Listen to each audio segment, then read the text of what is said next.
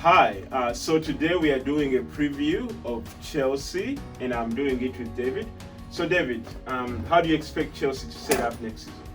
Yeah, first of all, I would say I would like to think that it was a lovely move to bring Frank Lampard, in my own opinion. Mm-hmm. Frank Lampard came in when the team had gotten a ban not to have any transfers for the whole season, so they were not able to bring in any players. Mm-hmm. So he had to find a way of trusting the young players, and it's not that easy having a team that's that young. Mm-hmm. But to do that well and get top four, yeah, I think it was pretty good. Mm-hmm. So I think the way they will set up, I think they will still go with the 4-3-3. Mm-hmm. And in that, I would expect four at the back. Mm-hmm. I still don't know what they're going to do for the goalkeeper. They haven't made any changes there. So, okay, we'll say they go with Kepa. Mm-hmm. Kepa in goal, I think, in my own opinion, I think I would go with the experience of Aspilicueta. Mm-hmm. Then in the two centre backs, I think I would do Thiago Silva and Rudiger in there. Mm-hmm. And left back, since they just signed Ben Chilwell, Mm-hmm. that would be very hopeful. So that he has to keep stable. Okay. He doesn't keep chop changing. Okay, what about the midfield? In the midfield, I would go with Kante in there. Mm-hmm. I would have Kante. I would have Kai Havertz. Mm-hmm. Then I would have. I don't think Ziyech will be good in there. He's not that strong. Mm-hmm. But maybe I would have a Kovacic. He's a runner in there. He can run around. So try to win the ball back early for them with Kante in there. Mm-hmm. So and then up front, the top three, I would go with Christian Pulisic. Mm-hmm. And striking, of course, definitely Timo Werner. Mm-hmm. And Timo Werner? Yeah, Timo Werner. Then on the right side, I would say Ziyech may start over there. So do you think that, like you said, because three top players that you've talked about are all like new players relatively? Yeah. So do you think that Lampard will change his whole front line at once and just bring in? No, new I players at once? think he's going to ease them in. Mm-hmm. He can't be able to put them all in together at once because this is the Premier League. It's not you're not playing in the Bundesliga one. This league is very tough. So he has to ease them in, not to make them lose their confidence. So you never know. He may start with he may surprise us and start with one of the young kids in there. Tammy Abraham? I don't think he's gonna play. In my own opinion, I don't think he has a chance this season. Okay. If I was him, I would request for a loan move, in my own opinion. Okay, yeah. But I think Tammy is good. He's scored so many goals and like. Yeah, at the beginning of the season, he scored quite a couple. I think there's a time he had over 6 goals in 10 matches when the season had just started. But then he went on to fade away. Like it happens for every young player. Yeah. Consistency is not that easy to come by. I totally understand that. So my second question for you is basically, why do you think, you say that you're excited by Lampard, the changes that he made, he brought young players into that team. Why do you think they lost so many games last season? Was it due to inexperience? Partly, but also on his part also inconsistency, because you could see Kepa made so many mistakes for goalkeeper of that amount. Really, he cost so much money and still was making mistake after mistake in each game. And then he didn't know his best back four. Every game you never knew what Lampard would bring in as a back four. Either play Rudiger or Zuma. Then Christensen or Zuma or Tamori. So he didn't know, he was chop changing. And that's why I'm saying he needs to give a top four that will give. He needs to have a top four defenders, top back four that will give them enough consistency. I know there are going to be mistakes, but let them learn from the mistakes. Don't chop change. Now that you have the experience of Silva, I don't know if he will handle the physicality of the league, but with his experience, he will be able to guide the younger guys.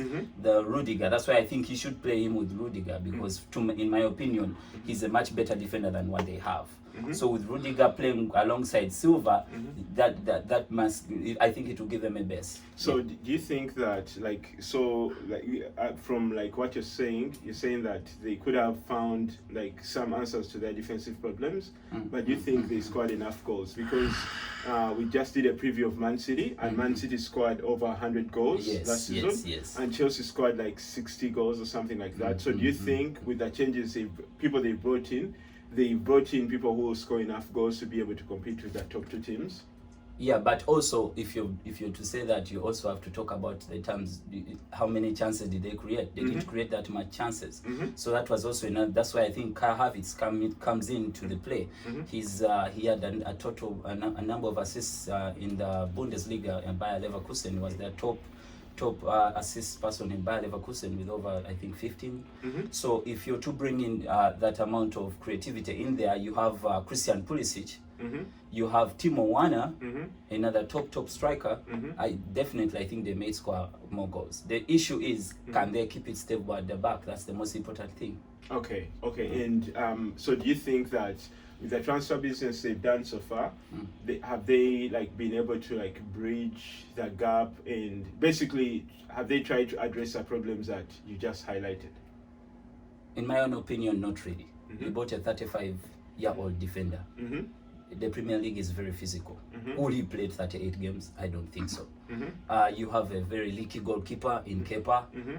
It's very hard to bring in another goalkeeper, yet you paid that amount of money for a goalkeeper. So that is also another difficult decision to make. So I think the most important thing is to have, I think it starts from the base. Kante needs to be himself to protect the back four first. If Kante is not himself, then there's a problem. But Kante was played out of position last season. Yeah, that's why I'm saying that he needs to give him the confidence. And you know what? You're my anchor in this midfield.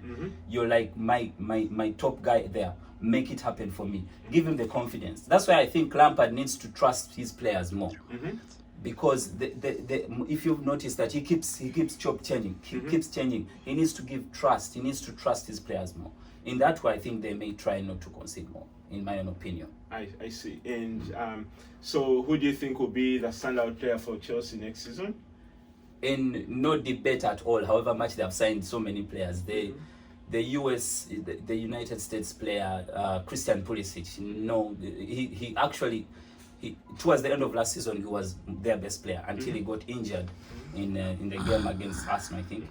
Yeah, so in my own opinion, it's Christian Pulisic.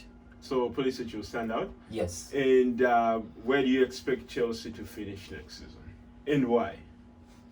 That's a very tough one. I think Chelsea will finish in... Chelsea fans are going to hang me on this one. Chelsea fans, don't hang me. Chelsea may finish out of the top four. I don't know. It may. I don't think they will have enough time to gel. This season has come so fast. Those are so many players, and they're all attacking players. And trust me, this league is a painful league. You have to be on top of your game. I think they may finish fifth, in my own opinion. Okay, so you think Chelsea is finishing fifth? So who are your 1, 2, 3, and 4 for next season? Man City and Liverpool in no order, because those two are the top. So the top two. Manchester United, Arsenal. Okay. Yes. Okay. So that's like your top 5 teams, top 5 teams next season. Yes. So great. I have no other questions for you.